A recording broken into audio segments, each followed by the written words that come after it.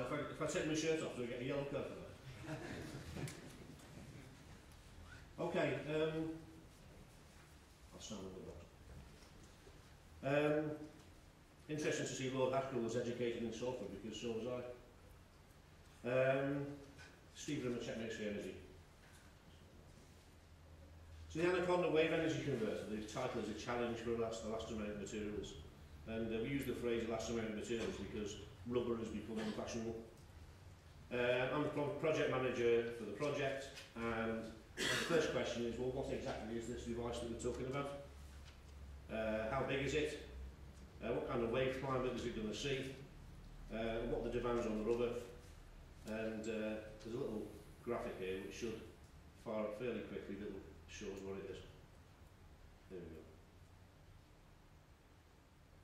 Right, now we've eliminated the voiceover from this because there's a guy who will talk over this in on our website. As you can see, it's a rubber tube. It's a distensible rubber tube. It's a technical word which describes the properties of the tube in a particular way. It's designed in such a way that that bulge, which you can see passing along the tube, will travel at the same speed as the waves that are passing into it from the sea. As the bulge travels down the tube, it gathers energy from the waves and increases in size until its energy is removed by the power takeoff device at the back. This little rather eerie image portrays a wave farm with a number of these devices in place, and the fade there really shows you that they're pretty unobtrusive in the environment. They'll actually operate just slightly above the surface of the water, so they're not quite as unobtrusive as we try to make out there. Oh, right. So what have we been doing with this thing? Well, in conjunction with some colleagues at Southampton University and the developer, the guy who owns Checkmate, we've been doing a number of trials. In Southampton, they carried out, a group of students about 3 years ago carried out a 1/80th scale trial in their wave flume. We carried out a trial in the towing tank at in Southampton University with a 1/25th scale. Since then, we've had on 3 occasions been down to Hadlar Road, which used to be called, the facility there was the Admiralty No. 2 towing tank, a rather prestigious and famous place because all the Royal Navy ships have been tested in that facility, and again 1/25th scale. And then more recently, we've been up to Glasgow, to the Strathclyde University, where rather than just proof of concept, we carried out an exhaustive set of tests where we have a power matrix so we can see exactly how much hydraulic power has been generated by our device in different wave conditions. This is an image of the power takeoff. You can see a GRP device there, which is a container where the pressure pulses arrive. They arrive from the left-hand side of the image, because you can imagine the tube stretches out in that direction. The pressure pulses arrive in the plenum and pass through a series of valves into, in this particular case, a pair of rubber accumulators which are lying out onto the right-hand side of the image.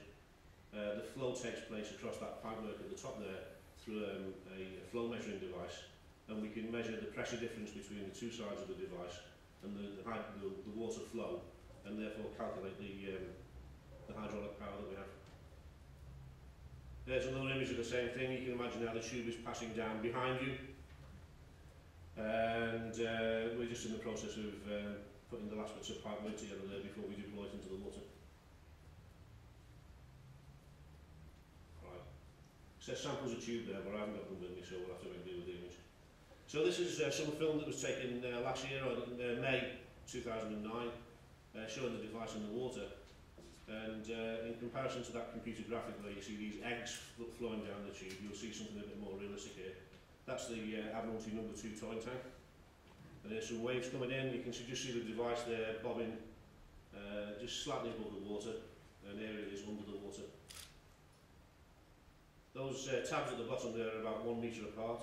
You can see at the side there's a sort of a grey stripe there. That's a rubber panel which is present in the tube. You can see rather, well, maybe not surprisingly, it surprised me because I'm not a hydrodynamicist. When we saw the underwater film, you see the thing heaving quite a lot, so it has quite a strong vertical motion. if you look very, very carefully, you might even see that that panel at the side there stretching. Again, no eggs travelling down it like the graphic did. The thing there you can see sticking in the water is a wave gauge, so we can measure the size of the waves. And then there, right at the back, is the power takeoff that you saw earlier, laid out on the floor while we were assembling it.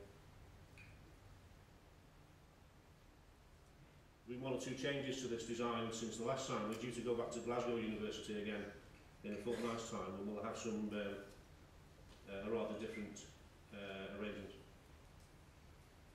So the original proposal, I'm sort of minding my own business, trying to earn a living, and a colleague in the room actually today, Martin Bennett, introduced me to Francis Farley, who said, well, I'd like you to consider how we might manufacture a rubber tube that's 150 metres long and 7 metres in diameter.